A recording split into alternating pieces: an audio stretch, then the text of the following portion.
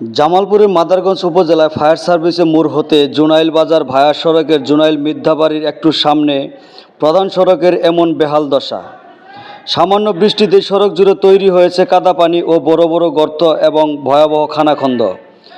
এই সড়ক দিয়ে প্রতিদিন বাস, ট্রাক সহ ছোট বড় বিভিন্ন ধরনের ভারী যানবাহন চলাচল করে।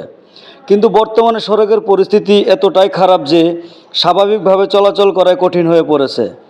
স্থানীয়দের অভিযোগ, দিন কিংবা রাত প্রায় সময় গর্তে পড়ে বিভিন্ন যানবাহন আটকে যাচ্ছে, আবার কখনো কখনো গাড়ি উল্টে যাওয়ার মতো দুর্ঘটনাও ঘটছে। এতে চালকদের পাশাপাশি চরম ভোগান্তিতে পড়তে হচ্ছে সাধারণ পথচারীদের। স্থানীয়দের প্রশ্ন, একটি গুরুত্বপূর্ণ সড়কের এমন দুরবস্থা দেখার কি কেউ নেই? দীর্ঘদিন ধরে সড়কটি সংস্কারের দাবি থাকলেও কার্যকর উদ্যোগ না থাকায় ক্ষোভ বাড়ছে এলাকাবাসীর মধ্যে। বড় কোনো দুর্ঘটনা ঘটার আগে মাদারগঞ্জের জুনাইল মিথ্যাবাড়ির সামনে এই গুরুত্বপূর্ণ সড়কটির দিকে সংশ্লিষ্ট প্রশাসনের দ্রুত দৃষ্টি আকর্ষণ করেছেন তারা।